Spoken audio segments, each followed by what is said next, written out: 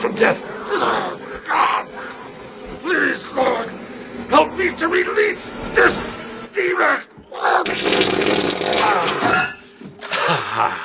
I'm skeptical of the claim that it's been proven that there is no demon possession. No, when you're writhing on the ground and froth is coming out of your mouth, you're having an epileptic seizure. You have not been invaded by the devil. Why hello my fellow apes, I'm Stephen Woodford, and in this video we're going to take a look at a few quips from the exquisite astrophysicist Neil deGrasse Tyson. The more I look at the universe, just the less convinced I am that there is something benevolent going on. And we're going to do so through the critiques of no other than the renowned theologian William Lane Craig. So I'm rather skeptical of that sweeping claim on his part. This is the third video in this series, and so if you haven't already but would like to see the previous two, then there you go. With that, let's get to demons. Don't you sometimes feel sad about breaking all these myths apart? No, because I think it's some myths are deserve to be broken apart out of respect for the human intellect. That no, when you're writhing on the ground and froth is coming out of your mouth, you're having an epileptic seizure. You have not been invaded by the devil. We got this one figured out, okay? What a wonderful quote. Some myths deserve to be broken apart out of respect for the human intellect. The history of epilepsy is both really fascinating and depressing, being enveloped by abhorrent social stigma. The Babylonians, for instance, attributed epilepsy to evil spirits, with the Code of Hammurabi dictating that a person with epilepsy can't marry or testify in court. Now, if that gets your head scratching, then get this. People with epilepsy were forbidden to marry in 17 of the United States until 1956, with the last repeal of this law being in 1980. In the UK, we had the same prohibition until 1970. Anyhow, back to history. The word epilepsy is derived from the ancient Greek epilepsia, which means to take hold of or to seize, and so it's no surprise that the ancient Greeks believed it was a punishment from the gods. But to be fair, the Greeks pretty much attributed everything to the gods. Of all the warlords loved by the gods, I hate him the most. The Romans viewed epilepsy as a contagious curse, and thus they refused to eat or drink from the same pottery as those affected. And throughout the Dark Ages, Christians prevailed the view that patients with epilepsy are possessed by Satan or other impure spirits, and subjected them to barbarically cruel exorcisms that frequently injured or even killed them. Hippocrates of the 5th century seems to have been the only person to arguably attribute the condition to the brain, and it wasn't until the Enlightenment, the 18th century, that people took him seriously. But with the great advancements of neuroscience, we have, finally, pretty much stopped ostracizing epileptics. At long last, in the words of Tyson, we figured this one out. You have not been invaded by the devil. We got this one figured out, okay? I like Neil deGrasse Tyson. Unlike some of these other folks, I feel like he is a credible person and good-natured as well. He's using the word myth here in the popular sense of falsehood, not in the sense of a literary form. And I would agree with him that insofar as you equate myths and falsehoods, then we need to use reason and intellect to expose them. With respect to demon possession, I'm skeptical of the claim that it's been proven that there is no demon possession. Before we touch upon Craig's views on demonic possession, let's nail the burden of proof. As a comment on my previous two videos in this series, a patron of mine, Neil, has expressed an objection that I really should have emphasised before. Craig frequently uses the term atheist belief, despite the fact that atheism is not a belief. By definition, it's a lack of belief. If it was a belief, then non-stamp collecting is a hobby, bald is a haircut, and not playing hockey is a sport. In the lot, there isn't a single argument for atheism, and our viewers will see that. Well, I'm baffled at this one. This is supposed to be an argument for atheism? There isn't a single argument that is given to show that atheism is true. And again, we haven't really seen one argument again or for atheism in this entire thing. Does that therefore mean that his belief in atheism is unjustified and therefore false, and would make his own atheistic beliefs unjustified and false? As Neil put it, this is simply a nonsense, since atheism is a lack of belief. To illustrate the absurdity at play here, let's apply Craig's rhetoric to Bigfoot. How would you respond to my demanding that you provide arguments for your belief in non-Bigfootism, that you prove that Bigfoot doesn't exist? You see, this just isn't how evidence and argumentation works. If you're not convinced of the proposition that Bigfoot exists, then you lack a conviction, you lack a belief.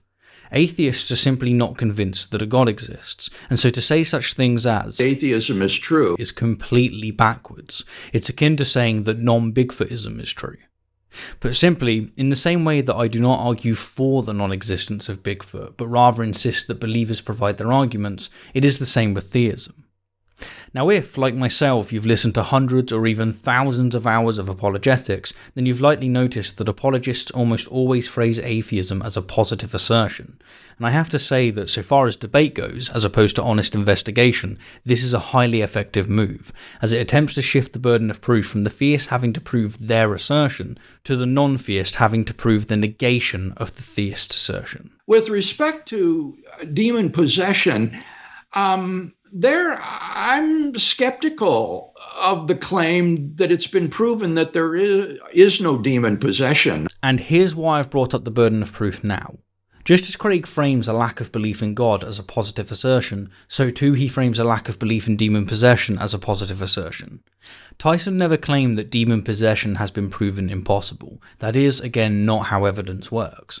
He merely alluded to the fact that due to advancements in anatomy, neuroscience, and the effectiveness of epileptic surgery and medicine consistently passing double-blind placebo trials, we now have overwhelming evidence that epilepsy is a physical problem, as Hippocrates rightfully claimed. This is not an area of my expertise, but I don't see any reason to think that demon possession is impossible and never takes place. So I'm rather skeptical of that sweeping claim on his part. Again, Tyson never claimed that it's impossible. It's almost as if Craig is deliberately reframing Tyson's point as to avoid confronting it. As you've probably noticed throughout the previous videos in this series, Craig does this a lot. In fact, apologists do this a lot, especially when they can't be interrupted, such as in a formal debate or when preaching to the choir. What's more, to say that one has an expertise in demon possession is to assume that demons exist and that there is a practice to have an expertise in. Logically speaking, this is to beg the question. Now, don't get me wrong, people have an expertise in the literature and psychology of supposed demon possession, but there is no more an expertise in demon possession itself than there is an expertise in alchemy, astrology, bloodletting, child sacrifice, crystal healing, homeopathy, or prophesying. It's just not a topic that is much dealt with. Maybe that would be a good one to tackle for Christian theologians to do a little bit on this area. But certainly in things that I've read about the occult practices seem to be very real, and in some cases do seem to come into contact with spiritual forces that are tremendously evil and destructive.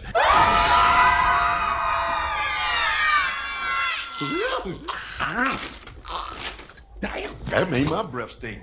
Now, you might be thinking that I'm just mocking Craig now, and I guess that to an extent I am. But do you know what? Considering how much irreparable damage religious conviction has inflicted on those with epilepsy, I think that mockery is the only other option to discuss. Religious beliefs in such things as demonic possession, witchcraft, and the occult has directly caused countless atrocities. For instance, scholars estimate that between 40,000 and 100,000 people were executed for the crime of witchcraft. Occult practices seem to be very real. And up to this very day, witch hunts and the mistreatment of people with conditions such as epilepsy is still occurring in developing countries, predicated on Christian and other religious convictions. After a very dark past indeed, the Western world has only just stopped doing the same.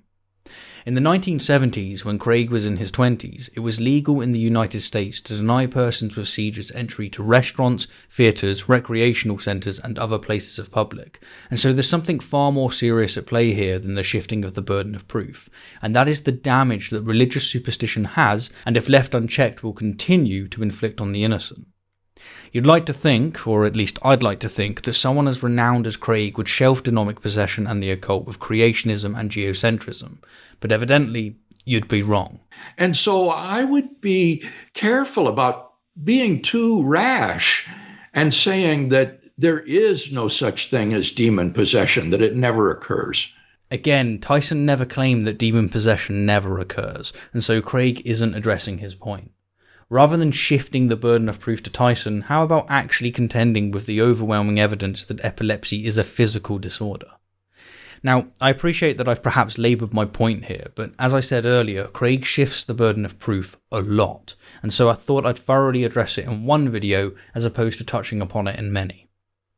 Anyhow, I'm Stephen Woodford, and as always, thank you kindly for the view, and an extra special thank you to my wonderful patrons and those of you who have supported the channel via other means.